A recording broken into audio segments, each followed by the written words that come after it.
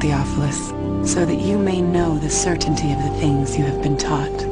Luke chapter 1, verses 3 and 4.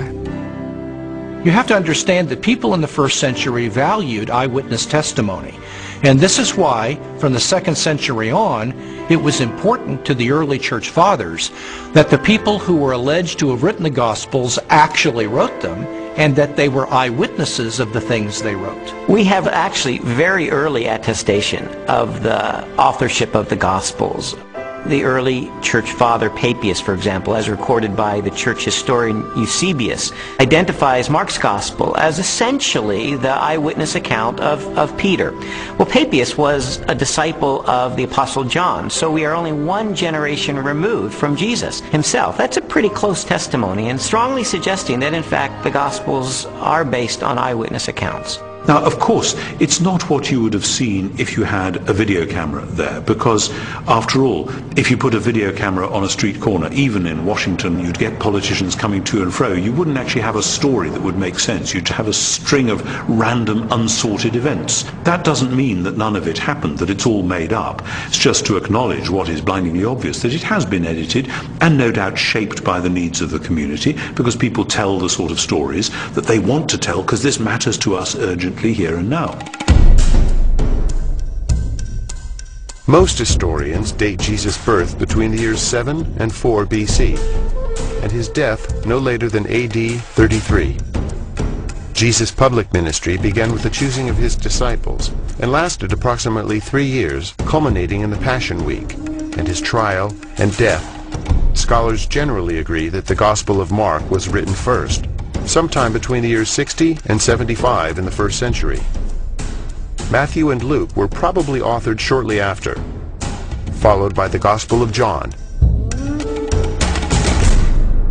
The New Testament Gospels are by far our earliest and most reliable records of Jesus of Nazareth.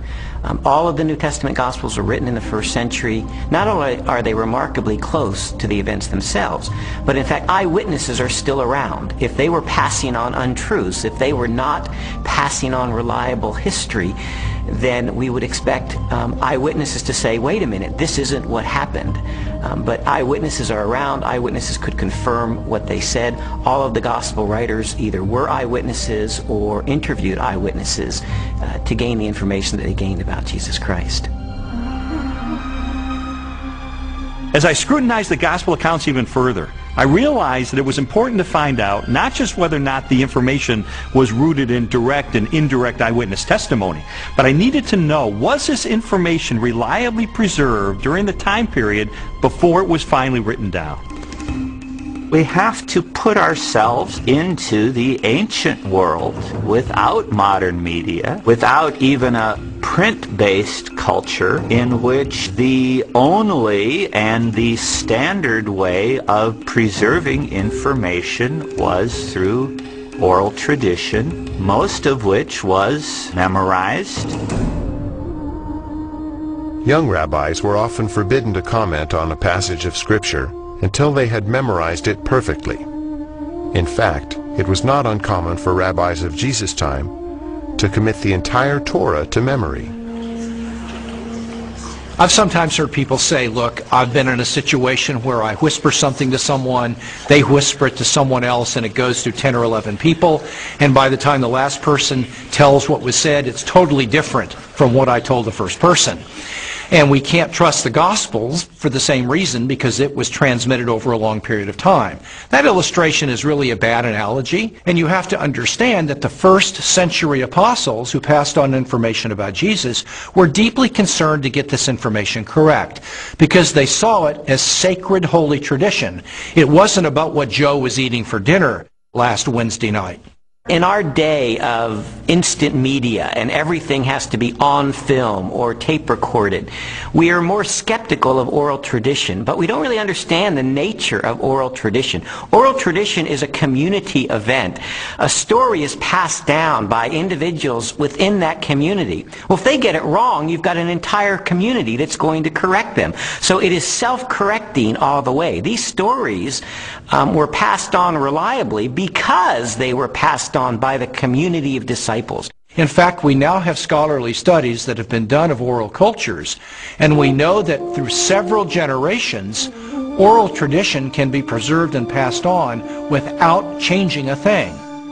Even though I became convinced that ancient cultures could pass along oral tradition reliably over time, I still had an obvious objection to the New Testament, and that was, isn't it really filled with contradictions? One of the issues people often raise is the question of apparent contradictions between the Synoptic Gospels, where there's a parallel story. For example, Matthew tells the story of 2 blind men being healed, whereas in Mark's account there's only 1 blind man. How can we get this contradiction? The vast majority of these apparent contradictions, however, are quite easily resolved. Mark describes only one of the 2 blind men, the one who is most prominent, obviously, or perhaps even the one who became a disciple of Jesus and became prominent in the later church. So most of these apparent contradictions are quite easily resolved. Had every single account given us exactly the same detail, we might have accused them of some form of collusion, of having gotten together and carefully planned out how they were always going to tell the story with the exact number of details, but then one doesn't have independent testimony at all. It's natural when you have multiple eyewitnesses to the same event. You're going to get different perspectives, and that's okay. You want that.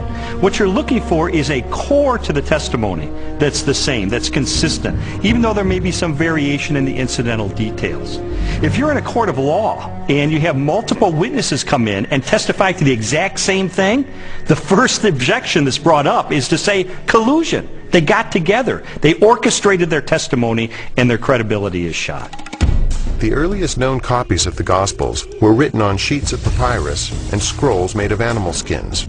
They are among the oldest existing manuscripts of antiquity. The Codex Sinaiticus was authored between AD 330 and 350. It contains almost all of the New Testament and a significant portion of the Old, while the Codex Vaticanus from the same era is a nearly complete Greek copy of the entire Bible. A papyrus fragment from the 18th chapter of John dates to AD 125, less than a single generation after the Gospel was originally written. When I found out that we have no original survivors of the manuscripts of the New Testament, I became very skeptical. Because if all we have are copies of copies of copies of copies of copies, then how do we know that what we possess today bears any resemblance to what the original said? We have better manuscript attestation for the New Testament than any other ancient document. For example, the Bible of the Greeks, Homer's Iliad, is preserved in maybe 600 manuscripts, the oldest of them 1,000 years after the document was actually written. The New Testament, we have something like 5,000 Greek manuscripts. So everyone agrees, whether liberal or conservative, that we have an incredibly reliable New Testament. We have thousands of manuscripts of the New Testament. We also have virtually the entire New Testament preserved in the quotations of the Church Fathers in the first 4 centuries, so that if we had no copies of the New Testament, we could reconstruct the New Testament from quotations from the early Church Fathers. Following the pattern of my investigation, my next step was to determine whether or not there was any evidence outside the New Testament that corroborates what the New Testament tells us. Jesus, of course, wasn't the emperor of the Roman Empire. He wasn't some autocrat that had conquered half of the world, but he did leave an impact in his own environment and created a movement that grew from there. And there is a remarkable amount of documents and corroboration. Josephus refers to him. The Roman historian Tacitus refers to him. Suetonius, the political writer, refers to him. Critics refer to him. And so it's like a stone thrown into a pond. The ripples go out and everywhere are felt. It's a very impressive record taken as a whole. In AD 93, the Jewish historian Josephus published his work, Antiquities of the Jews. Scholars generally agree that the following text accurately records Josephus' record of Jesus.